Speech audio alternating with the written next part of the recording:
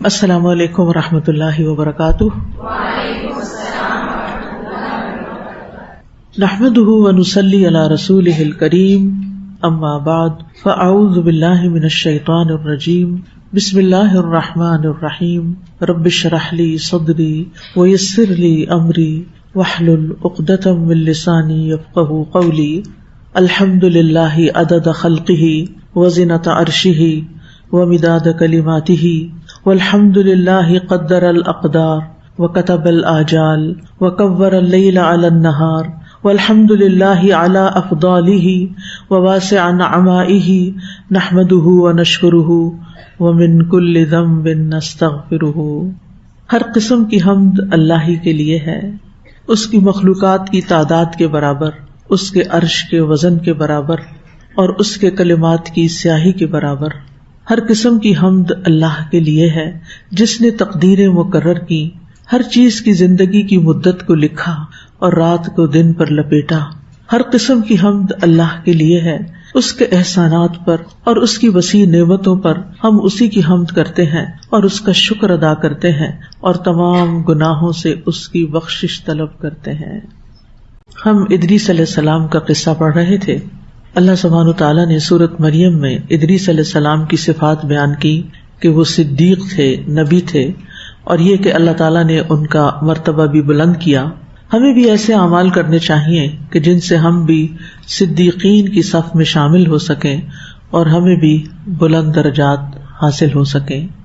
اللہ تعالیٰ سے دعا کرتے ہیں کہ اللہ تعالیٰ ہمیں اس کی توفیق عطا فرمائے، کیونکہ الحمد للہ بنعمتہ تتم الصالحات۔ سورۃ مریم کی آیت کی وضاحت کے بعد اب ہم سورۃ الانبیاء کی ان دو آیات کی روشنی میں ادریس علیہ السلام کے بارے میں پڑھیں گے۔ اللہ تعالیٰ فرماتے ہیں وَإِسْمَاعِيلَ وَإِدْرِيسَ وَذَا الْكِفْلِ كُلٌّ مِّنَ الصَّابِرِينَ وَأَدْخَلْنَاهُمْ فِي رَحْمَتِنَا إِنَّهُمْ مِنَ الصَّالِحِينَ۔ اور اسماعیل اور ادریس اور ذو الکفل یہ سب صبر کرنے والوں میں سے تھے اور ہم نے انہیں اپنی رحمت میں داخل کیا، بے شک وہ صالح لوگوں میں سے تھے۔ یہاں اللہ سبحانہ تعالیٰ بہترین انداز میں انبیاء علیہم السلام کا ذکر فرما رہے ہیں کہ آپ ہمارے چنے ہوئے بندوں اور انبیاء اور مرسلین کو بہترین طریقے پر یاد کیجئے اور ان کی مدح و ثنا کیجئے، یعنی اسماعیل، ادریس، ذوالکفل اور بنی اسرائیل کے انبیاء علیہم السلام کا ذکر کیجئے کہ یہ سب کل من الصابرین، سب کے سب صبر کرنے والے تھے، یعنی اللہ کی بندگی اور روز مرہ کے معاملات میں انہیں جو تکلیف ہوتی تھی وہ اس پر صبر کرتے تھے اور گناہوں سے بچتے تھے۔ اس سے پہلے کی آیات میں ایوب علیہ السلام کے صبر کا ذکر کیا گیا تھا۔ وَأَيُّوبَ إِذْ نَادَى رَبَّهُ أَنِّي مَسَّنِيَ الضُّرُّ وَأَنْتَ أَرْحَمُ الرَّاحِمِينَ۔ اور ایوب علیہ السلام جب اس نے اپنے رب کو پکارا کہ مجھے تکلیف نے چھوا ہے، مجھے بیماری آ لی ہے اور تو سب سے بڑھ کر رحم فرمانے والا ہے۔ ایوب علیہ السلام نے اپنی طویل ترین بیماری پر صبر کیا تھا۔ ان کا ذکر کرنے کے بعد پھر اللہ تعالیٰ نے ان آیات میں اسماعیل اور ادریس اور ذوالکفل علیہم السلام کا ذکر فرمایا کہ یہ انبیاء بھی سختیوں، مصائب اور عبادات کی مشکلات پر صبر کرنے والے تھے۔ اسماعیل علیہ السلام کا صبر تو آپ کو معلوم ہے کہ کس طرح انہوں نے اپنے والد کے ذبح کیے جانے والے حکم پر صبر کیا، سر تسلیم خم کر دیا اور کہا ستجدنی انشاء اللہ من الصابرین، کہ اگر اللہ نے چاہا تو آپ ضرور مجھے صبر کرنے والوں میں سے پائیں گے۔ یعنی اگر اللہ تعالیٰ نے آپ کو یہ حکم دیا ہے کہ آپ مجھے ذبح کر دیں تو میں اس کے لیے تیار ہوں اور میں صبر کروں گا۔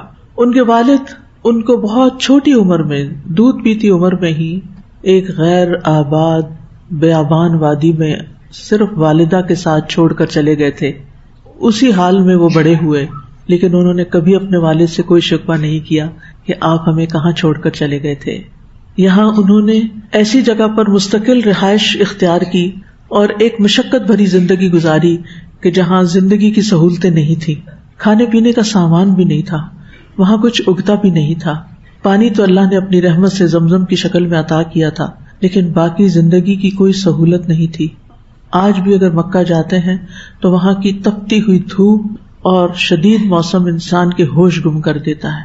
تو انسان سوچے کہ اس وقت میں کس طرح، جب وہاں نہ کوئی درخت تھا، نہ پانی تھا، نہ سایہ تھا، نہ کوئی انسان تھا، کس طرح انہوں نے وہاں صبر کے ساتھ رہنا گوارا کر لیا اور برداشت کیا، اور کبھی کوئی شکوہ ہی نہیں کیا، بلکہ اللہ تعالیٰ کا جو بھی حکم ملتا گیا وہ اس پر عمل کرتے رہے، صبر اور سکون کے ساتھ اس جگہ رہتے رہے. پھر اپنے والد ابراہیم علیہ السلام کے ساتھ مل کر بیت اللہ کی تعمیر میں ہر طرح کی مشقت برداشت کی، تو اللہ تعالیٰ نے ان کو ان کے صبر کا یہ پھل عطا کیا کہ محمد صلی اللہ علیہ وسلم کو ان کی صلب میں سے پیدا فرمایا. یعنی بعض انسان کی نیکیوں کا صلہ اس کو اپنی زندگی میں نظر آ جاتا ہے. ہم سب بہت امپیشنٹ ہوتے ہیں، ہم چاہتے ہیں ہم نے اعتکاف کیا، اب ہمیں کوئی نشانی نظر آ جانی چاہیے، ہمیں کسی خواب میں پتہ چل جائے کہ ہم ولی اللہ بن گئے ہیں، یا ہم کسی بڑے مرتبے پہ آ گئے ہیں، یا اللہ تعالیٰ نے ہماری نیکیاں قبول کر لی ہیں. ایک قدرتی سی ایک خواہش سی ہوتی ہے ہر انسان کے دل میں، اور لوگ بھی بہت پوچھتے رہتے ہیں کہ اچھا آپ نے کوئی چیز دیکھی، آپ نے لیلۃ القدر دیکھی، کوئی روشنی دیکھی، کوئی غیر معمولی چیزیں دیکھی. یعنی صرف اس کو نیک سمجھتے ہیں جس کی زندگی میں کوئی غیر معمولی واقعات ہوں. لیکن بعض لوگ اپنی شکل، اپنے حلیے، اپنے حالات سے بالکل پہچانے نہیں جاتے کہ وہ اللہ کے کتنے محبوب ہیں. تو اس لیے اس بات کی فکر ہونی چاہیے کہ بس قبول ہو جائے اللہ کے ہاں، اللہ تعالیٰ کو پسند آ جائے. جیسے کوئی بھی تحفہ کسی محبوب ہستی کو دیتے ہیں، اچھے سے اچھا یا اپنی حیثیت کے مطابق جیسا بھی میسر ہو، تو پھر فکر کیا ہوتی ہے، اللہ کرے اس کو پسند آئے. کسی کو بھی جب آپ کچھ دیتے ہیں تو یہ خیال آپ کے دل میں ضرور آتا ہے کہ میں یہ کر تو رہا ہوں، اللہ کرے اسے پسند آ جائے. تو جو کام ہم خالصتاً اللہ کے لیے کرتے ہیں تو پھر ہمارے دل میں یہ تڑپ ہونی چاہیے، اللہ کرے کہ میرے رب کو پسند آ جائے. تو اعتکاف کا اختتام ہو، یا رمضان کا اختتام ہو، یا قرآن کا اختتام ہو، یا تراویح کا، یا قیام اللیل کا، ان سب چیزوں کے آخر میں ایک ہی فکر لگنی چاہیے، اور وہ یہ کہ یہ سب میرے رب نے قبول کر لیا ہو. بہرحال اس قبولیت کا ایک حصہ کیا ہوتا ہے، آخرت میں تو اس کا اجر ملے گا ہی، کہ اللہ تعالیٰ اس بندے کو دنیا میں بھی خیر اور بھلائی سے نوازتا ہے. للذین احسنوا الحسنى وزیادہ، جو لوگ احسان کرتے ہیں، نیکی کرتے ہیں، ان کے لیے بدلے میں نیکی، اچھا بدلہ ہے اور زیادہ بھی ہے، اللہ کا دیدار بھی ہے. تو اللہ تعالیٰ نے محمد صلی اللہ علیہ وسلم کو اسماعیل علیہ السلام کی صلب سے پیدا کیا، جب وہ اپنی ذات کی لٹرلی فزیکلی قربانی دے رہے تھے اور اس پر صبر کر رہے تھے. تو انما یوفی الصابرون اجرہم بغیر حساب، صبر کرنے والوں کو ان کا اجر بے حساب دیا جائے گا. صبر جتنا مشکل ہے اس کا اجر اتنا ہی بڑا ہے. اس کے بعد ادریس علیہ السلام کا صبر، تو انہوں نے بھی اپنی قوم کو جو دعوت دی، درس و تدریس کا کام کیا، لوگوں نے جو توحید کا پیغام پوری طرح قبول کرنے سے انکار کر دیا، تو مدت دراز تک یعنی کئی سو سال ان کی زندگی تھی جس میں یہ مسلسل اپنی قوم کو نیکی کی طرف، خیر کی طرف، توحید کی طرف بلاتے رہے، اور اس راستے میں پیش آنے والی ہر بلا اور مصیبت پر صبر کرتے رہے. پھر ذوالکفل کا ذکر ہے. ذوالکفل کے زمان و مکان کے بارے میں ہمیں معلومات نہیں ملتی. راجح بات یہی کہی جاتی ہے کہ وہ بنی اسرائیل کے انبیاء میں سے تھے. بعض روایات میں آتا ہے کہ انہوں نے بنی اسرائیل کے انبیاء میں سے کسی نبی کی کفالت اور خدمت کی تھی، جیسے یوشع علیہ السلام نے کس کی خدمت کی تھی، موسیٰ علیہ السلام کی، اور پھر ان کے بعد وہ ان کے نائب بھی بنے تھے. اور انہوں نے ذوالکفل علیہ السلام کو اپنی خلافت 3 شرائط کی ضمانت دینے پر ان کے حوالے کی، یعنی اپنے جانے کے بعد. نمبر 1 پوری رات عبادت کریں گے، نمبر 2 ہر دن روزے سے ہوں گے، اور نمبر 3 فیصلہ کرتے ہوئے کسی پہ غصہ نہیں کریں گے. یہ 3 شرائط ان کے لیے رکھی اور ان کو اپنی خلافت دی. تو ذوالکفل نے اطاعت کے ان کاموں پر صبر کیا، کیونکہ صبر عبادت پر بھی ہوتا ہے کہ مستقل مزاجی کے ساتھ انسان کرتا چلا جائے. یعنی جن کے وہ کفیل بنے تھے، متکفل بنے تھے، اسی لیے ذوالکفل کہا جاتا ہے انہیں. یعنی صیام النہار اور قیام اللیل، اور حکومت میں لوگوں کی اذیتوں پہ صبر، لہٰذا وہ پھر ان پر کبھی خفا نہیں ہوئے کیونکہ ان کو یہ خاص نصیحت کی گئی تھی. تو ان کا ذکر اسرائیلی روایات میں ملتا ہے. قرآن مجید میں صرف ایک بات ملتی ہے ان کے بارے میں کہ وہ صبر کرنے والے تھے، سب سے ان کی ٹاپ کی خوبی. اور اس میں آپ دیکھیے کہ بعض اوقات ہم کسی سے کہتے ہیں آپ ہمیں کوئی نصیحت کر دیجیے، وہ نصیحت کر دیتا ہے، جیسے ہم اپنے والدین سے کہہ دیتے ہیں مجھے یاد ہے کہ جب میں پی ایچ ڈی کرنے کے لیے جا رہی تھی تو میرے لیے ملک سے باہر کا پہلا سفر تھا اور بچوں کو بھی چھوڑ کے جا رہی تھی، تو یہ بہت مشکل حالات تھے. تو جاتے ہوئے میں نے اپنے والد سے کہا کہ مجھے نصیحت کریں آخری عمل کے طور پر. تو انہوں نے جو نصیحت کی وہ میں نے ریکارڈ کر لی. آج بھی شاید وہ ریکارڈنگ کہیں ہے، ایک آدھ دفعہ میں نے شاید کلاس میں بھی سنوائی ہوگی. تو پھر جا کر مجھے اس نصیحت کا بہت فائدہ ہوا، اور اس میں بھی صبر کرنے ہی کی نصیحت تھی کہ مشکلات پر صبر کرنا ہے. تو مشکلات تو تھی، لیکن یہ کہ پھر جب بطور خاص نصیحت کر دیتا ہے تو اس پر عمل کرنا بھی آسان ہو جاتا ہے. تو ہم سب کو بھی سوچ سمجھ کے نصیحت مانگنی چاہیے، اور جب کوئی کر دے تو اس کو کھیل تماشا نہیں بنانا چاہیے کہ بس وہ کسی ڈائری میں لکھی رہ جائے یا میموری بن جائے، بلکہ اس میں کیا ہونا چاہیے، پھر اس پر عمل بھی ہونا چاہیے. ورنہ تو یہ صرف ایک فارمیلٹی ہوتی ہے اور ایک جھوٹا جیسچر کہ بس اب اور کچھ نہیں تو کسی سے یہی بات کہہ دیں.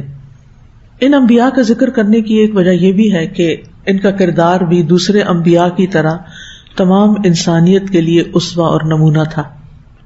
تو اس لیے قرآن نے صحیح پہلو سے ان کی یاد دہانی فرما دی اور ان کو تاریخ میں زندہ کر دیا. اس سے آپ اندازہ لگائیں کہ صبر کرنے والے کا اجر کتنا بڑا ہوتا ہے کہ وہ مرنے کے بعد بھی لوگوں کے لیے زندہ رہتا ہے اپنے عمل کی بدولت. اسی طرح ہم دیکھتے ہیں کہ قرآن مجید میں ادریس علیہ السلام اور ابراہیم علیہ السلام دونوں کے لیے صدیق کا لفظ آیا ہے. یعنی ان کی تعریف میں بھی وہی آیا ہے جو ابراہیم علیہ السلام کی تعریف میں آیا. اور آپ کو معلوم ہے کہ ابراہیم علیہ السلام کی زندگی میں بھی بہت سے امتحانات تھے. بہت سے تھے. کیا کیا امتحان تھے؟ آگ میں جلانے کی کوشش کی گئی، ان کو ملک بدر کر دیا گیا، والد نے چھوڑ دیا، رشتہ داروں نے چھوڑ دیا، اپنے بیگانے ہو گئے. سبحان اللہ، دین کا کام بعض اوقات آسان نہیں ہوتا. ایک بات ہمیشہ یاد رکھیے، جو کام جتنی مشکل سے ہوتا ہے اس کا اجر اور اس کا فائدہ بھی اتنا ہی زیادہ ہوتا ہے. بڑا کام، بڑا دل، بڑی مشقت اور بڑا اجر. یعنی اگر آپ بلند درجات پانا چاہتے ہیں، ادریس علیہ السلام کو اللہ نے کیا دیا تھا؟ رفعناہ مکانا علیہ، بلند درجے عطا کیے تھے. تو اگر آپ بلند درجات پانا چاہتے ہیں تو پھر صبر بھی زیادہ کرنا ہوگا. یہ نہ زندگی میں کبھی منہ سے نکلے اب صبر نہیں ہوتا. اکثر لوگ جب تنگ آ جاتے ہیں نا حالات سے، تو ان کو کوئی کہہ دینا کہ صبر، تو کہتے ہیں بہت صبر کر لیا ہے، کوئی فائدہ نہیں ہوا صبر کا. صبر کا فائدہ ضروری نہیں کہ فوری طور پر آپ کے سامنے ہو. صبر کرتے جائیں حتیٰ یأتیک الیقین، موت تک صبر. یہ ساری زندگی ہے ہی صبر، اور کامیاب لوگ بھی وہی ہیں. والعصر ان الانسان لفی خسر الا الذین آمنوا وعملوا الصالحات وتواصوا بالحق وتواصوا بالصبر. صرف خود صبر نہ کیا جائے بلکہ دوسروں کو بھی صبر کی تلقین کی جائے. لیکن وما صبرک الا باللہ، صبر اللہ ہی کی توفیق سے ہوتا ہے. اور کبھی نہ کہیں کہ میں تھک گئی ہوں صبر کر کر کے، اب صبر نہیں کر سکتی، اب مجھ سے صبر نہیں ہوتا، یا اس قسم کے ملتے جلتے جملے بالکل زبان سے ادا نہیں کرنے. کیونکہ جب انسان زبان سے ایسی باتیں بولنے لگتا ہے تو پھر انسان کی سوچ بھی ویسے ہوتی ہے اور پھر عمل بھی ویسا ہی ہو جاتا ہے. تو اس لیے چھوٹی تکلیف ہو بڑی تکلیف ہو، وَلِرَبِّكَ فَاصْبِرْ، اپنے رب سے اجر پانے کے لیے صبر کرے. ایک دم غصے میں آ جانا، ایک دم بس بولنا شروع کر دینا، غیبت پہ اتر آنا، الزام تراشی شروع کر دینا، موڈ آف کر لینا، بات چیت بند کر دینا، یہ سب بے صبری کی علامات ہوتی ہیں. پھر آپ دیکھیں کہ ادریس علیہ السلام اور اسماعیل علیہ السلام میں بھی ایک وصفی اشتراک ہے. ابراہیم اور ادریس علیہ السلام میں کیا صفت مشترک ہے؟ صدیق کی. اور ادریس اور اسماعیل علیہ السلام میں کیا صفت مشترک ہے؟ صبر کی. شاباش. یہ قابل ذکر بات ہے کہ سورۃ مریم میں بھی ادریس علیہ السلام کا ذکر اسماعیل علیہ السلام کے ساتھ ہوا ہے. وَاذْكُرْ فِي الْكِتَابِ إِسْمَاعِيلَ إِنَّهُ كَانَ صَادِقَ الْوَعْدِ وَكَانَ رَسُولًا نَبِيًّا. ان کے اندر بھی صدق کی صفت تھی، صادق الوعد تھے. اور ادریس علیہ السلام کا بھی. اور سورۃ انبیاء میں بھی اسماعیل علیہ السلام کا پھر ذکر ساتھ ہے، ان کو بھی صابرین میں شامل کیا گیا. تو ان دونوں مقامات پر غور کرنے سے یہ حقیقت سامنے آتی ہے کہ ان دونوں نبیوں میں بڑی گہری وصفی مماثلت ہے. اس لیے ان کا ذکر ساتھ ساتھ یعنی ایک کیٹیگری کے لوگ ہیں. اور ان لوگوں کو صبر اور ثابت قدمی کے بڑے کڑے کڑے امتحانوں سے گزرنا پڑا، اور اسی وجہ سے اللہ تعالیٰ نے ان کو بلند مرتبے، بلند درجات عطا کیے. وَرَفَعْنَاهُ مَكَانًا عَلِيًّا. اور پھر وَأَدْخَلْنَاهُمْ فِي رَحْمَتِنَا، ہم نے انہیں اپنی رحمت میں داخل کر دیا. ادخلناہم فی رحمتنا.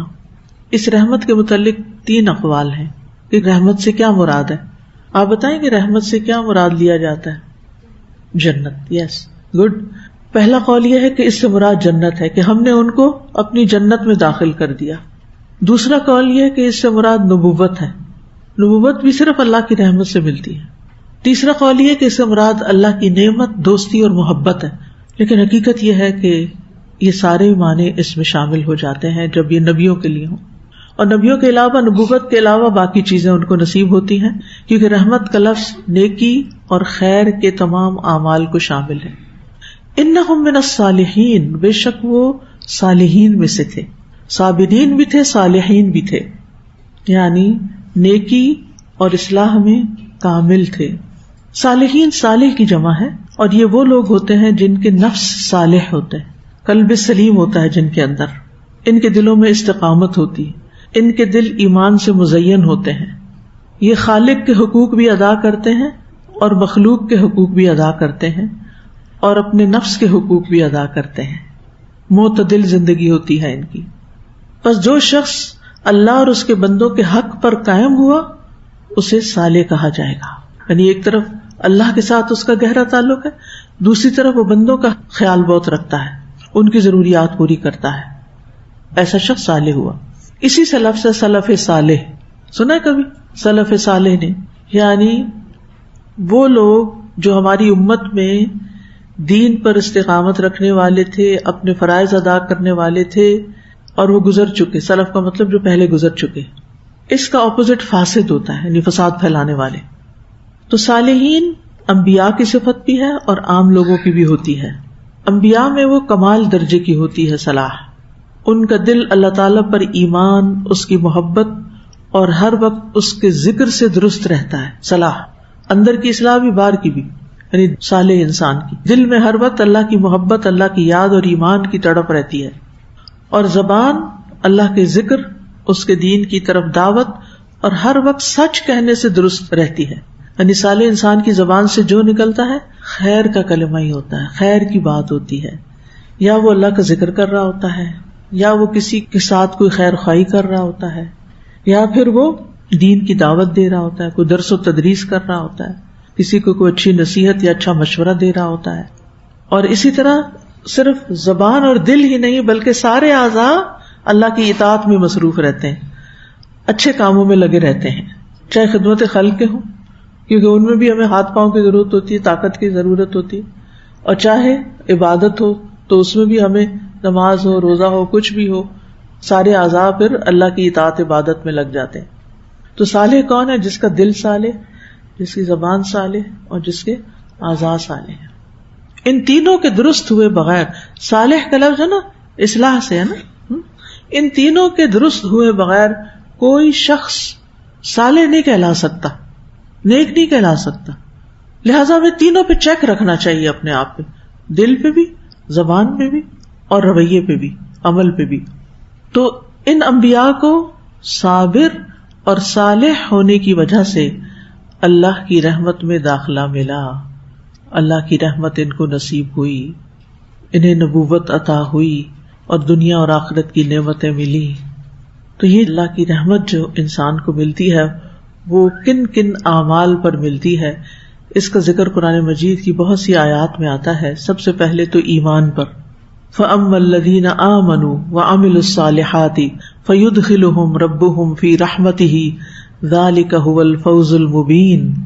پھر جو لوگ ایمان لائے اور انہوں نے نیک اعمال کیے، انہیں ان کا رب اپنی رحمت میں داخل کرے گا، یہی واضح کامیابی ہے. اسی طرح وَأَمَّا الَّذِينَ ابْيَضَّتْ وُجُوهُهُمْ فَفِي رَحْمَةِ اللَّهِ هُمْ فِيهَا خَالِدُونَ. رہے وہ لوگ جن کے چہرے روشن ہوں گے سو اللہ کی رحمت میں ہوں گے، وہ اس میں ہمیشہ رہنے والے ہیں. اور چہرے کی روشنی کس کے ساتھ ہوتی؟ دل کی روشنی کے ساتھ، زبان کی اصلاح کے ساتھ، عمل کی اصلاح کے ساتھ. یعنی انسان کے اعمال کا عکاس ہوتا ہے اس کا چہرہ. جو خوش ہوتا ہے اس کا چہرہ خوش نظر آتا ہے، چہرے سے خوشی ٹپک رہی ہوتی. جو غمگین ہوتا ہے وہ بھی چہرے سے، جو غصے میں ہوتا ہے وہ بھی چہرے سے پہچانا جاتا ہے. تو چہرہ ہماری ذات کا آئینہ ہوتا ہے. پھر اللہ اور اس کے رسول کی اطاعت یہ رحمت پانے کا سبب ہے. وَأَطِیعُوا اللَّهَ وَالرَّسُولَ لَعَلَّکُمْ تُرْحَمُونَ. پھر کتاب اللہ کی پیروی، وَهَذَا كِتَابٌ أَنزَلْنَاهُ مُبَارَكٌ فَاتَّبِعُوهُ وَاتَّقُوا لَعَلَّكُمْ تُرْحَمُونَ۔ پھر ایمان، تقوی اور فرائض کی ادائیگی، ایمان، تقوی اور فرائض کی ادائیگی۔ پھر نماز پڑھنے سے اللہ کی رحمت ملتی ہے، اسی لیے انبیاء علیہ السلام اور نیک لوگ جب ان کی زندگی میں کوئی مشکل آتی تو کیا کرتے؟ فوراً نماز کی طرف جاتے۔ وَأَقِیمُوا الصَّلَاةَ وَآتُوا الزَّکَاةَ وَأَطِیعُوا الرَّسُولَ لَعَلَّکُمْ تُرْحَمُونَ۔ نبی صلی اللہ علیہ وسلم نے فرمایا جب تم میں سے کوئی آدمی نماز کے لیے کھڑا ہوتا ہے تو رحمت الہی اس کی طرف متوجہ ہو جاتی، یعنی اس پر اللہ کی رحمت آنے لگ جاتی۔ لہذا مشکلات میں ہمیں کس سے مدد لینی چاہیے؟ نماز سے۔ وَاسْتَعِینُوا بِالصَّبْرِ وَالصَّلَاةِ۔ ہم کس سے مدد لیتے ہیں؟ لوگوں سے، باتیں کر کر کے، اپنے مسئلے سنا کے۔ کرنا کیا چاہیے؟ فوراً نماز کی طرف لگ کے، جو ہی اللہ کی طرف رخ کریں گے رحمت آنے لگ جائے گی، آپ پرسکون ہو جائیں گے۔ پھر قرآن کو خاموشی سے سننے سے، وَإِذَا قُرِئَ الْقُرْآنُ فَاسْتَمِعُوا لَهُ وَأَنصِتُوا لَعَلَّكُمْ تُرْحَمُونَ۔ اور جب قرآن پڑھا جائے تو اسے غور سے سنو اور خاموش رہو، شاید کہ تم پہ رحم کیا جائے۔ لیکن افسوس بہت سے لوگ اس کا بالکل خیال نہیں رکھتے، شاید ان کے کان متوجہ ہی نہیں ہوتے، شاید ان کے کانوں میں آواز ہی نہیں آتی، یا وہ آوازوں کا فرق نہیں جانتے، یعنی تلاوت ہو رہی ہوتی ہے اور وہ باتیں کر رہے ہوتے ہیں۔ ذرا سی ٹھہر جائیں، بعد میں کر لیں بات، یا اگر بہت ایمرجنسی تو اشارے سے کر لیں، لیکن بولنا تو بند کریں۔ یہ صبر کی علامت ہے، بیچ میں ہی بول پڑنا، یہ صبر کے منافی ہے۔ یعنی تلاوت قرآن سنتے وقت بھی صبر ہو تو انسان خاموشی اختیار کرتا ہے۔ پھر استغفار کرنا، لولا تستغفرون اللہ لعلکم ترحمون۔ صالح علیہ السلام نے اپنی قوم سے کہا تھا تم اللہ سے بخشش کیوں نہیں طلب کرتے تاکہ تم پہ رحم کیا جائے۔ پھر سورۃ النساء میں آتا ہے وَمَن يَعْمَلْ سُوءًا أَوْ يَظْلِمْ نَفْسَهُ ثُمَّ يَسْتَغْفِرِ اللَّهَ يَجِدِ اللَّهَ غَفُورًا رَحِيمًا۔ اور جو بھی کوئی برا کام کرے یا اپنی جان پہ ظلم کرے پھر اللہ سے بخشش مانگے، وہ اللہ کو بے حد بخشنے والا نہایت رحیم پائے گا۔ پھر توبہ اور اصلاح کرنا، پھر امر بالمعروف اور نہی عن المنکر کرنا، نیکیوں کا حکم دینا، برائیوں سے روکنا، اس سے بھی اللہ کی رحمت آتی ہے۔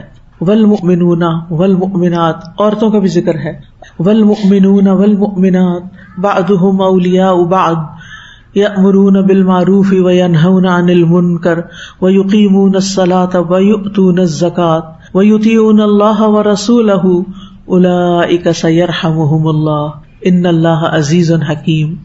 اور مومن مرد اور مومن عورتیں ان کے بعض کے دوست ہیں، مددگار ہیں، وہ نیکی کا حکم دیتے ہیں۔ تو اس سے یہ پتہ چلتا ہے کہ امر بالمعروف اور نہی عن المنکر اور اس سارے کاموں میں ہمیں ایک دوسرے کی سپورٹ چاہیے ہوتی ہے، مدد چاہیے ہوتی ہے اور مدد کرنی چاہیے، یہ ٹیم ورک ہوتا ہے۔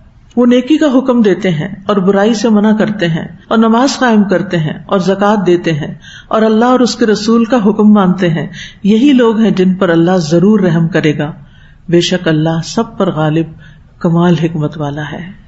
پھر اللہ کے راستے میں جان اور مال سے جہاد کرنا، الذین آمنوا وہاجروا وجاہدوا فی سبیل اللہ باموالہم وانفسہم اعظم درجۃ عند اللہ وَأُولَئِكَ هُمُ الْفَائِزُونَ يُبَشِّرُهُمْ رَبُّهُمْ بِرَحْمَةٍ مِّنْهُ وَرِضْوَانٍ وَجَنَّاتٍ لَهُمْ فِيهَا نَعِيمٌ مُقِيمٌ۔ جو لوگ ایمان لائے اور انہوں نے ہجرت کی اور اللہ کے راستے میں اپنے مالوں اور اپنی جانوں کے ساتھ جہاد کیا، اللہ کے ہاں درجے میں زیادہ بڑے ہیں اور یہی لوگ کامیاب ہیں۔ ان کا رب انہیں اپنی طرف سے بڑی رحمت اور عظیم رضامندی اور ایسے باغوں کی خوشخبری دیتا ہے جن میں ان کے لیے ہمیشہ رہنے والی نعمت ہے، جس کی نعمتیں کبھی ختم ہوں گی ہی نہیں۔ پھر اللہ کا ذکر کرنا۔ یسیرہ جو مہاجرات صحابیات میں سے ہیں روایت کرتی ہیں کہ نبی صلی اللہ علیہ وسلم نے فرمایا، اے مومنوں کی عورتوں، اپنے اوپر تحلیل یعنی لا الہ الا اللہ، تسبیح یعنی سبحان اللہ، تقدیس یعنی تقدیس بھی نقدس لک، جس میں آتا ہے نا سبوح قدوس تقدست اسماؤک، یہ بھی آتا ہے۔ تقدیس کو لازم کر لو، غافل نہ رہا کرو، خواتین کو ہی کہا جا رہا ہے خاص طور پر، غافل نہ رہا کرو کہ رحمت الہی کو فراموش کر دو۔ یعنی ان تمام اذکار کے کرنے سے کیا آتا ہے، کیا ملتا ہے؟ رحمت الہی آتی ہے۔ اور ان تسبیحات کو انگلیوں پر شمار کیا کرو، یعنی گن گن کے بھی کیا کرو، بولتے ہوئے انگلیاں بھی ساتھ ان پہ بھی کاؤنٹنگ کرو، کیونکہ قیامت کے دن ان سے پوچھ گچھ ہوگی اور انہیں قوت گویائی دی جائے گی، بولنے کی قوت، انگلیاں بولیں گی اس انسان کے حق میں جس نے ان کو ذکر میں استعمال کیا. خاص طور پر نماز کے بعد کے اذکار تو آرام سے انگلیوں پہ ہو جاتے ہیں، بہت لمبے لمبے اگر مشکل بھی ہوتی ہے تو. کچھ لوگوں نے تو اس طرح کے حساب رکھے ہیں، پہلے اس میں سبحان اللہ کہتے ہیں، پھر اس کے درمیان کہتے ہیں، پھر اوپر، پھر اسی طرح درمیان میں، تو ایک انگلی پر ہی ان کے 6 بن جاتے ہیں.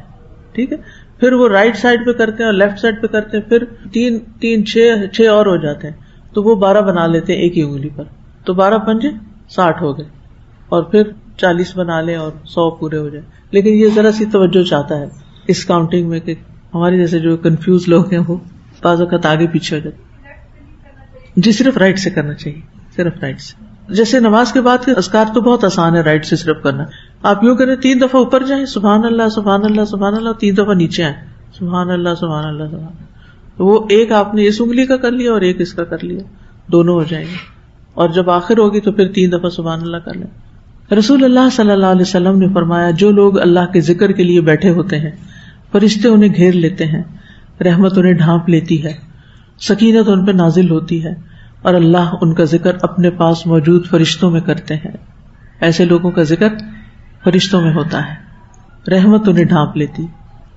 پھر اسی طرح رات کو قیام کرنا اور گھر والوں کو بھی جگانا. فرمایا اللہ اس شخص پر رحم فرمائے جو رات کو اٹھے اور نماز پڑھے اور اپنی بیوی کو بھی بیدار کرے، اگر نہ اٹھے تو اس کے چہرے پہ پانی کے چھینٹے مارے. اور اللہ اس عورت پر رحم فرمائے جو رات کو اٹھ کر نماز پڑھے اور اپنے شوہر کو بھی جگائے، اگر وہ نہ اٹھے تو اس کے چہرے پر پانی کے چھینٹے مارے. اس سے پہلے آپس میں طے کر لینا کہ میں ایسا کروں گی. اگر کسی کو پہلے سے کچھ بتا دیا جائے نا پھر نہیں ڈانٹ پڑتی. ڈانٹ اس وقت پڑتی ہے جب دوسرے کو شوق لگتا ہے کہ یہ کیا، اچانک ہی اس کو بانڈنگ نہ ہو تو پھر تو ہر بات پہ شکایت ہے نا، ہر بات پہ ہی مسئلہ ہے، ہر بات پہ ہی جھگڑا ہے. پنجابی میں کیا محاورہ ہے نا، آٹا گوندتے ہوئے ہلتی کیوں. تو وہ تو پھر جس کی بانڈنگ نہیں اس کو تو دوسرے کی ہر چیز غلط لگتی ہے، اس کے انکار ہی انکار ہے. اس کو پھر کیا علاج کیا جا سکتا ہے؟ اس کا علاج تو کہ بانڈنگ ہو. لیکن کچھ روحیں اوپر نہیں ملی تھی، وہ دنیا میں آ کے ان کی شادی کر دی جاتی ہے، اب پھر وہ ساری زندگی بھگتتے ہیں. خیر یہ ایک کتھارسس کے لیے آپ کو بات کہی گئی ہے کہ آپ صبر سے کام لیں. اگر ایسی کچھ مشکلات ہیں تو صبر، کیونکہ صابرین کے درجات بڑے بلند ہیں. تو اگر اللہ نے آپ کو اس رستے سے آزمایا تو کوئی بات نہیں. پھر نماز کے بعد مصلی پہ بیٹھے رہنا، یہ بھی اللہ کی رحمت پانے کا ذریعہ ہے. رسول اللہ صلی اللہ علیہ وسلم نے فرمایا جب تم اپنے مصلی پر جہاں تم نے نماز پڑھی تھی بیٹھے رہو اور ریاح خارج نہ کرو، یعنی وضو نہ توڑو، تو فرشتے دعا کرتے رہتے ہیں کہ اے اللہ اس کی مغفرت فرما، اے اللہ اس پہ رحم فرما. تو یہ بھی رحمت پانے کا ذریعہ ہے. پھر دوسروں کو معاف کر دینا، یعنی جو دوسروں کو معاف کر دیتا ہے اللہ تعالیٰ اس کے لیے غفور و رحیم. وَلْيَعْفُوا وَلْيَصْفَحُوا أَلَا تُحِبُّونَ أَن يَغْفِرَ اللَّهُ لَكُمْ وَاللَّهُ غَفُورٌ رَحِيمٌ. معاف کرنے پر بھی رحمت آتی ہے. اتنی خوبصورت حدیث ہے نا. نبی صلی اللہ علیہ وسلم نے فرمایا الراحمون یرحمہم الرحمن ارحموا من فی الارض یرحمکم من فی السماء. رحم کرنے والوں پر رحمان بھی رحم کرتا ہے. تم زمین والوں پر رحم کرو، آسمان والا تم پر رحم کرے گا. رحم رحمان کی شاخ ہے، جس نے اس کو جوڑا اللہ بھی اس سے رشتہ جوڑ لیں گے، اور جو اسے قطع کرے گا اللہ بھی اس سے قطع تعلق کر لیں گے. پھر عیادت کرنا. جب کوئی شخص کسی مسلمان بھائی کی عیادت کرتا ہے تو وہ جنت کے باغات میں چلتا ہے یہاں تک کہ بیٹھ جائے. اس کے بیٹھنے پر اللہ کی رحمت اسے ڈھانپ لیتی ہے. کتنے خوش قسمت ہیں ڈاکٹرز، نرسز کہ جو ہر وقت لوگوں کی خدمت کر کر کے اللہ کی رحمت پا رہے ہوتے ہیں اگر نیت کر لیں. پھر خرید و فروخت اور قرض کے لین دین میں نرمی کرنا. رسول اللہ صلی اللہ علیہ وسلم نے فرمایا اللہ ایسے شخص پر رحم فرمائے جو بیچتے وقت، خریدتے وقت، تقاضا کرتے وقت نرمی سے کام لیتا ہے. یعنی لوگوں سے معاملہ کرتے ہوئے ان کو آسانی دینا، سہولت دینا، آرام سے بات کرنا. اور آپ نے نوٹس کیا ہوگا کہ کسی دکان سے آپ کچھ خریدتے ہیں تو وہ اتنا اچھا معاملہ کرتے ہیں کہ اس سے بہتر بھی کوئی ورائٹی کسی اور دکان پہ تو آپ اسی پہ جاتے ہیں کہ کم از کم اچھے بندے سے بھا پڑے گا. اور اللہ سے رحمت کی دعائیں بھی کرنی چاہیے. اللہم انی اسألک من فضلک ورحمتک فإنہ لا یملکھا الا انت. اللہ تیرے سوا اس رحمت کا کوئی مالک نہیں، تو میں تجھ سے ہی تیرے فضل اور تیری رحمت کا سوال کرتی ہوں.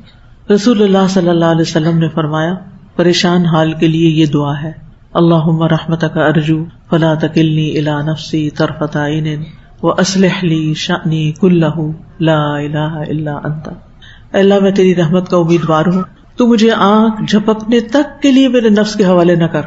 پتہ کیا مشکل ہوتی ہے، ادھر کوئی تکلیف ہوئی، پریشانی ہوئی، کسی کا موڈ آف ہوا، کسی نے کوئی ڈانٹ دیا، کسی کچھ کر دیا، تو اس کا فوری ریئیکشن ہمارے اوپر آنا ہوتا ہے، اس کا اثر آتا ہے، ٹھیک ہے۔ کچھ لوگوں کا تو بس لمحے بھر کے لیے آتا چلا جاتا ہے، کچھ لوگوں کا تو ٹھہر ہی جاتا ہے، وہ تو نکلنے کا نام ہی نہیں لیتا۔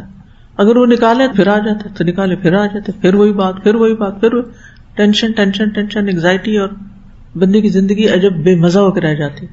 تو اگر کسی کے ساتھ ایسی کیفیت ہو کہ کوئی بات اس کو بہت بادر کر رہی ہے اور کوئی چیز اس کو پنچ کر رہی ہے اور تکلیف دے رہی ہے، اور کسی کا رویہ اس کو تکلیف دے رہا ہے اور اس کی وجہ سے خواہ مخواہ وہ بے چین ہے اور ڈسٹرب ہو رہا ہے، یعنی ایسے ہو جاتا ہے نا کہ جن لوگوں کے ساتھ مل کے ہم کام کرتے ہیں، کولیگز ہوتے ہیں، گھر کے افراد ہوتے ہیں، رشتے دار، دوست ہوتے ہیں، کسی مجلس میں آپ گئے، کسی نے ایسے بے سمجھے میں کوئی بات کہہ دی، آپ نے اس کو پرسنل لے لیا، یہ مجھے لگتا ہے اس نے مجھ پہ ہی چوٹ کی ہے۔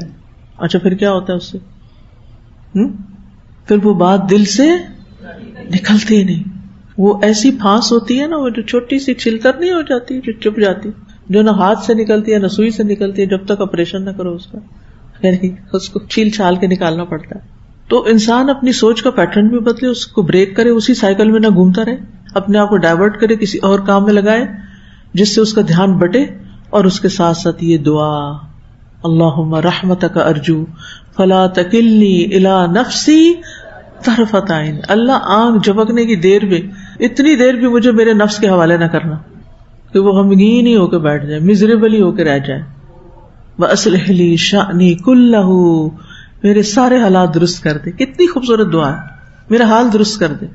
اگر لوگ صرف اس دعا کی قدر و قیمت جان لیں نا تو ان کے سارے مسائل حل ہو جائیں۔ لوگ ان چیزوں کو بھلائے میں ہیں، جو ڈیوائن گائیڈنس اللہ نے ہمارے لیے بھیجی ہے اس کو معمولی سمجھتے ہیں، اور جس کے ہاتھ میں ہر خیر کی کنجیاں اس کی طرف رجوع ہی نہیں کرتے، اور کبھی دائیں کبھی بائیں، کبھی اس کے آگے رونا کبھی اس کے آگے رونا، اور وہ بیچارے بھی کچھ نہیں کر سکتے۔ لوگ بھی تنگ آ جاتے ہیں ہمارے مسئلے سن سن کے، اور پھر خود کنفیوز ہوتے ہیں، کوئی کچھ جواب دیتا کوئی کچھ دیتا، کہیں کبھی نہیں رہتے۔ اچھے بھلے ذہین، اچھے بھلے کارآمد لوگ اپنے آپ کو ضائع کر دیتے ہیں اس طرح کے مسائل میں گر کے، اور اپنے کام پہ فوکس نہیں کر پاتے۔ تو اللہم رحمتک ارجو فلا تکلنی الی نفسی طرفۃ عین، نہ وہ غم ہو اندر، نہ اس کے آنسو آنکھ تک آئیں، اور نہ ہی کوئی پریشانی، اور نہ ہی مستقبل کا خوف، اور نہ ہی لوگوں کی باتوں کا کوئی اثر۔ وَأَصْلِحْ لِي شَأْنِي كُلَّهُ لَا إِلَهَ إِلَّا أَنْتَ، معبود تو ہی ہے، الہ تو ہی ہے، سارے اختیارات تیرے پاس ہیں، تو نہیں کرنا ہے، بس تجھی سے چاہ۔ پھر اسی طرح مسجد میں جاتے ہوئے کیا دعا کرتے ہیں؟ اللہم افتح لی ابواب رحمتک، یہ مسجد جاتے ہوئے تو پڑھی جاتی ہے، ویسے بھی پڑھ لینی چاہیے جب کوئی گھبراہٹ ہو، پریشانی ہو۔ اللہم افتح لی ابواب رحمتک، اللہ میرے لیے اپنی رحمت کے دروازے کھول دے۔ اور پھر اس آیت کا آخری حصہ جو میں بعد میں اس لیے ڈسکس کر رہی تھی کہ کہیں رحمت کے بارے میں کچھ رہ نہ جائے، کیونکہ یہ ٹاپک شاید پھر دیر سے آئے، کہیں صبر کا ٹاپک بار بار آتا ہے نا، تو اس لیے اس کو آخر میں رکھا کہ جتنا بھی ہو گیا صبر اتنا ہی کافی ہے، اور اسی پر اختتام کر دیں گے انشاءاللہ۔ آخری میسج اور آخری ٹیک ہوم جو گفٹ ہے وہ صبر۔ تو اس آیت میں جو اہم ترین چیز ڈسکس ہوئی ہے، کل من الصابرین، یہ سارے پیغمبر، ایوب علیہ السلام، اسماعیل علیہ السلام، ادریس علیہ السلام، ذوالکفل، خاص طور پر اس کے علاوہ باقی سارے پیغمبر کیا تھے؟ صابرین میں سے تھے۔ یہ ان کا ذکر خیر ہے، ان کی صفت ہے۔ صبر کا لفظی مطلب ہوتا ہے باندھنا، باندھنا کسی خوشی، مصیبت، غم اور پریشانی وغیرہ کے وقت خود کو قابو میں رکھنا، اپنے آپ کو باندھ لینا، اپنے ہونٹوں کو بند کر لینا، اپنی زبان کو روک لینا، اپنے ہاتھوں کو روک لینا، اپنے چہرے کے ایکسپریشنز کو روک لینا۔ اور شرعی طور پر کسی خوشی، مصیبت، غم، پریشانی کے وقت خود کو قابو میں رکھتے ہوئے اللہ اور اس کے رسول صلی اللہ علیہ وسلم کی مقرر کردہ حدوں میں رہنا، یعنی حدود کے اندر رہنا۔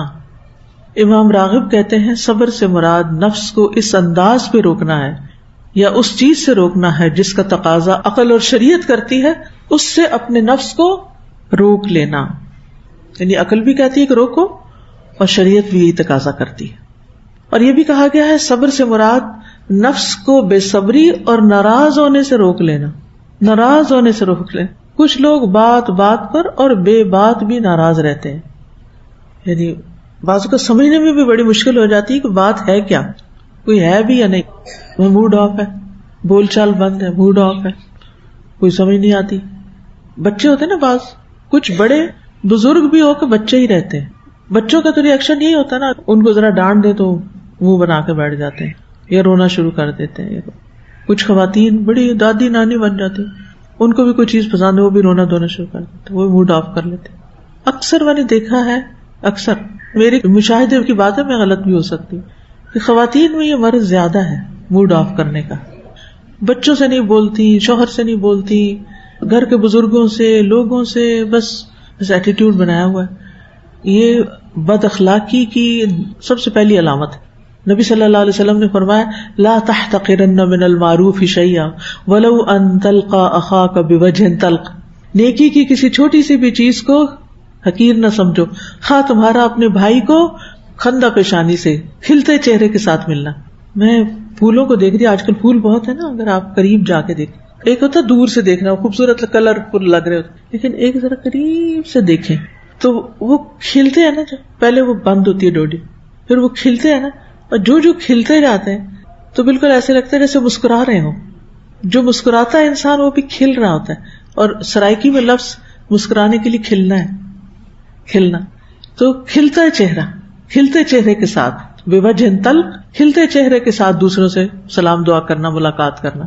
ہم میں سے کون ہے جس کی اب طبیعت خراب نہ رہتی ہو الٹی پلٹی غذائیں کھا کے؟ کسی کے سر میں درد ہے, اور کسی کے پیٹ میں درد ہے, اور کسی کے ہاتھ میں درد ہے, اور کہیں نہ کہیں دردیں تو ہیں ہی ہمیں, کسی کے گھٹنوں میں اور کسی کے ٹخنوں میں. ابھی وہ تو ہمارے اپنے لیے ہے نا, لوگوں کے لیے تھوڑی ہے کہ ہر وقت ہم انہیں دکھاتے رہیں اور بتاتے رہیں اور اس وجہ سے ہم موڈ آف کریں. ٹھیک ہے, بہت شدید بیماری میں انسان کی اسپرٹ سلو ہو جاتی ہے, اس سے آنکھیں نہیں کھلتی تو منہ کیسے کھلے گا, کھلے گا کیسے. لیکن عام حالات میں چھوٹے چھوٹے چیزوں پر تو کوئی مسئلہ نہیں ہونا چاہیے. یہی تو برداشت ہے کہ آپ نے اس کو اندر کنٹرول کیا اور چہرے سے آپ اچھی طرح پیش آ رہے ہیں دوسرے سے. نفس کو بے صبری سے روک لینا, زبان کو شکایت کرنے سے روک لینا, گلوں شکووں سے روک لینا اہم ترین سبق ہے. کچھ لوگ اللہ تعالیٰ ان پہ رحم کر دے, جب آپ سے ملاقات کریں گے ان کا پہلا یا دوسرا یا کم از کم تیسرا جملہ شکایت کا ہوگا. کوئی نہ کوئی شکوہ شکایت ضرور دے ماریں گے. پھر دل تو اس وقت یہی چاہتا ہے کاش اس کے بعد کبھی نظر نہ آئے, لیکن پھر کہتے نہیں نہ, دعا کرتے ہیں کیونکہ انسان ہے, کمزور ہے. لیکن دل بڑا ہی خفا ہوتا ہے ایسے لوگوں سے, بڑی تکلیف ہوتی ہے کہ جن کی ملاقات میں آغاز میں ہی شکوے ہوتے ہیں. یہ نا ان کو خود بھی شاید نہیں پتا ہوتا, انہوں نے اپنے ماحول سے اور بچپن سے یہی سیکھا ہوتا ہے کہ بڑے بزرگ ہر آنے والے کا شکوہ ہی کر رہے ہوتے ہیں, یاد آ گئے ہم تمہیں, اور پہنچ گئے تم, آج تو بڑا نیا دن نکل آیا ہے کہ تمہاری شکل دیکھ رہے ہیں, تم تو فون ہی نہیں اٹھاتی, اور تمہیں تو کبھی میسج کا جواب ہی نہیں دینا ہوتا. تو پتہ نہیں کون کون سی فضول باتیں. وہ ہو گیا نا جو ہو گیا, نہیں دیا جواب تو کوئی وجہ ہوگی, کوئی عذر تلاش کر لو کسی دوسرے کے لیے. وہ اس طرح دراصل اٹینشن حاصل کرنا چاہتے ہیں, اپنا ہاتھ اوپر رکھنا چاہتے ہیں, دوسرے کو کنٹرول کرنا چاہتے ہیں, دوسرے کو بلیٹل کرتے ہیں, دوسرے کو ذلیل کرتے ہیں, دوسرے سے حسد کرتے ہیں ان سائڈ کہ چار اور لوگوں کے سامنے اس کی بےزتی کر دو کہ یہ اتنا خراب انسان ہے. یعنی انتہا درجے کی بد اخلاقی ہوتی ہے. اور بے صبری, صابرین کی صف سے نکل جائیں گے اگر اس طرح کی باتیں کی. اور تیسرے, اعضاء کو اضطراب یا بے چینی سے روک لینا. کچھ لوگ ہیں ذرا ان کو پریشانی ہو پاؤں ہلانا شروع کر دیتے, پاؤں ہلائے جاتے. کچھ لوگ اپنے ہاتھوں کو اس طرح کرے جاتے ہیں, کچھ ناخن کاٹنا شروع کر دیتے ہیں. مختلف لوگوں کے مختلف جیسٹس ہوتے ہیں, کچھ رونا دھونا ہی مچا دیتے ہیں. تو صبر کیا ہے؟ اعضاء کو اضطراب اور بے چینی سے روک لینا, خاموشی اختیار کرنا, کام ڈاؤن ہونا, اللہ کی طرف متوجہ ہونا. کوئی بہت بڑی غم کی خبر پہنچی, کوئی شاکنگ نیوز پہنچی ہے, کسی عزیز پیارے کے بارے میں کوئی بری خبر پہنچی ہے, کسی کا ایکسیڈنٹ ہے, کچھ ہوتا ہے, دل باہر آنے لگتا ہے انسان کا. بعض خبریں ایسی ہوتی ہیں تکلیف دے, یعنی ہاتھ پاؤں سے جان نکل جاتی ہے. لیکن پھر وہی تو وقت ہے نا کنٹرول کرنے کا, یہی تو کنٹرول ہے, اسی کو تو صبر کہتے ہیں. مثلاً آپ کسی وجہ سے کسی سفر پہ جا رہے ہیں, بچوں کو آپ کو اکیلے چھوڑنا پڑا کہ ساروں کو ساتھ نہیں لے جا سکتے. اللہ نہ کرے آپ کے ساتھ پیچھے والوں کے ساتھ کچھ ہو گیا تو اب سارے کس چیز کو بلیم کرنے لگے. وہ اکیلے جو چھوڑا تھا, اب کیا کوئی کسی کو اکیلے نہیں چھوڑتا؟ نارمل سی بات ہے, لیکن کوئی ہونے والی بات ہے, ہو بھی جاتی ہے. اب اس میں بلیم کرنا اپنے آپ کو, دوسروں کو, کاش میں یہ نہ کرتی, تو کاش تو ویسے ہی شیطان کا لفظ ہے, یعنی ناپسندیدہ ہے, کیونکہ جو ہو چکا ہو چکا, تقدیر کا حصہ تھا, ہو گیا بس. پھر ناموافق حالات سے الجھنے کی بجائے برداشت کا طریقہ اختیار کرنا, چونکہ صبر کا معنی نا رکنا اور اپنے آپ کو تھامنا. تو انسان کا مقصد کیا ہے کہ وہ بلندیوں کی طرف جائے. ہماری زندگی کا مقصد کیا ہونا چاہیے؟ نیکیوں میں ہم بلند درجات حاصل کریں. لیکن ہم نے اپنے نا بڑے بڑے گول سیٹ کیے ہوئے زندگی میں. کچھ لوگ تو کوئی نہیں سیٹ کرتے, ان کی تو خیر ہے, لیکن کچھ لوگوں نے واقعی کچھ کرنے کا تہیہ کیا ہوتا ہے, بڑے اونچے عزائم ہوتے ہیں ان کے. اب ہوتا کیا ہے کہ آپ اس کی ایگزیکیوشن میں 2 قدم اٹھاتے ہیں, آگے سے مشکل آ گئی, آگے سے رکاوٹ آ گئی, آگے سے رکاوٹ. اب اگر کوئی شخص ہر بھڑکنے والی بات پہ بھڑک اٹھتا ہے, ہر ناموافق چیز سے الجھ پڑتا ہے, تو وہ اپنی منزل کی طرف سفر جاری رکھنے میں کبھی کامیاب نہیں ہو سکتا. ایسا شخص کامیاب نہیں ہو سکتا پھر, کیونکہ وہ غیر متعلقہ چیزوں میں الجھ رہا ہے. اس کو چاہیے انرجی سیو کر کے اس بات پہ فوکس رکھے, کرے کیا, ہونا کیا چاہیے. کبھی بھی کسی کے پاس شکایت لے جانی ہو نا, تو یہ کہنے کے بجائے یہ نہیں ہوتا, یہ نہیں ہوتا, یہ نہیں ہوتا, اس کو تو کراس کریں. یہ بتائیں کیا کرنا چاہیے, کیا کرنا چاہیے, کیا کرنا چاہیے, کیسے کرنا چاہیے, کیسے کرنا چاہیے. یہ چیز غلط ہے, یہ خراب ہے, اس کی یوں اصلاح ہو سکتی ہے, اس کی یوں ہو سکتی ہے, اس کی یوں ہو سکتی ہے. خود بھی پازیٹیولی سوچیں اور دوسرے کو بھی مشورہ دینا ہے. تو اس طرح نہ تو شکایتیں ہوگی, نہ غیبتیں ہوگی, بلکہ اصلاح ہو جائے گی اور آپ اپنا مقصد بھی حاصل کر جائیں گے. پھر اسی طرح یہ ہے کہ ہماری زندگی میں بہت سے تجربات, بڑے ہی بٹر ایکسپیرینس جن کو کہتے ہیں, کڑوے تجربے. تو ایسے میں بھی اس موقع پر فلیئر اپ ہونے کی بجائے برداشت کا طریقہ اختیار کریں اور جھٹکا سہ جائیں. آپ کی گاڑی میں شارپ ابزاربر ہوتا ہے نا, تو جب آپ اچانک بریک لگا دیتے ہیں تو وہ شاک ابزاربر جتنا اچھا ہوتا ہے نا, آپ کو اتنا ہی کم پتہ چلتا ہے. تو ہمارے اندر بھی شاک ابزاربر ہونے چاہیے, ایکسپیکٹ کرنا چاہیے.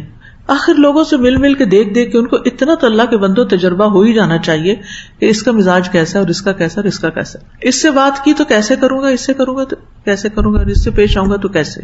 میں نے اپنے آپ کو بد اخلاق نہیں بنانا, میں نے یہ تہیہ کیا ہوا, لہٰذا اگر کوئی بد اخلاقی کرے گا تو اس کے ساتھ میں نے اس طریقے سے پیش آنا, اور جو وہ شوق دے گا مجھے اس کو میں نے ابزارب کر جانا ہے, ظاہر ہی نہیں کرنا, اور اپنی سچائی کے راستے پر چلتے رہنا ہے, اپنا کرنے والا کام کرتے رہنا ہے.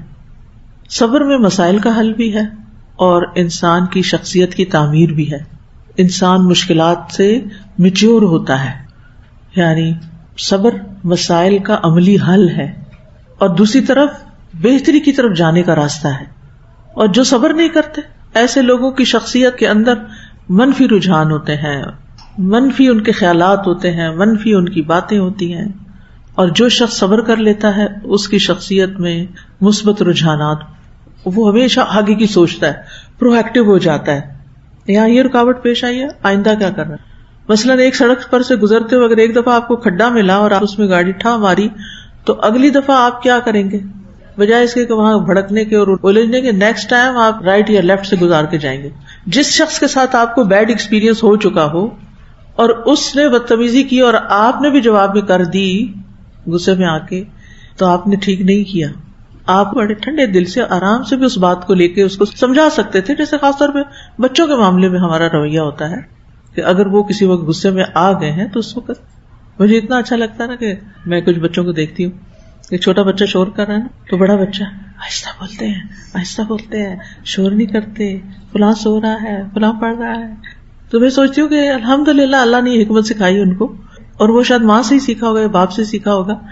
تو بڑے ایسا کریں گے تو بچوں میں بھی وہ صبر آئے گا نا, جب ماں کے اندر ہی نہیں ہے اور ماں ہی ہر چیخنے چلانے کا جواب چیخ کے دے رہی ہیں, تو بڑے بھائی چھوٹے بھائی کے ساتھ کیا کریں گے سوائے چیخنے چلانے کے؟ یہی کریں گے نا, کیونکہ ان کو ورثے میں یہی ملا چلا آ رہا ہے. اور کچھ خاندانوں میں کیا ہوتا ہے, بس موڈ آف کرنا, وہ ورثے میں بڑوں کو ایسے کرتے دیکھا, وہ آگے سے نسل بھی وہی کر رہی ہوتی ہے, جس سے وہ خود تو کسی آگ میں جل ہی رہے ہوتے ہیں, آس پاس کے ماحول میں بھی اس کی گرمی شدید پہنچتی ہے اور یہ تکلیف دہ چیز ہو جاتی ہے. اور یہ بھی انتہائی درجے کی بد اخلاقی ہے. پھر اسی طرح آپ دیکھیں کہ صبر پسپائی کا نام نہیں ہے کہ آپ نے صبر کر لیا تو آپ نیچے لگ گئے یا آپ کو رون دیا کسی نے آپ ختم ہو گئے. صبر کا مطلب ہے جوش والے رستے کو چھوڑ کے ہوش والا رستہ اختیار کرنا. بس رستہ آپ نے اختیار کرنا ہے، مسئلہ آپ نے حل کرنا ہے. مسئلے کو ڈبے میں بند کر کے لاک کر کے نہیں رکھ دینا کہ پھر وہ بڑا کٹے کسی وقت. مسئلہ حل کرنا ہے لیکن جوش سے نہیں کرنا، ہوش سے کرنا ہے. یہ یاد رکھیے. تو یہ آپ کا رویہ صبر والا ہوگا.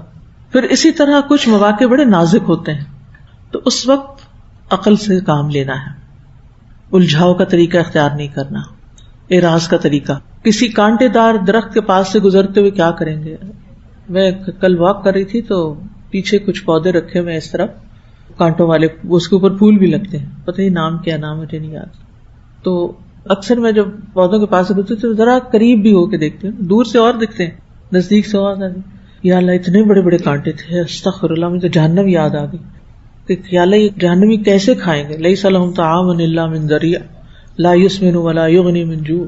کڑوے بھی ہوں گے وہ کھانے اور بدبودار بھی ہوں گے اور کانٹوں والے، اللہ تعالیٰ بچائے.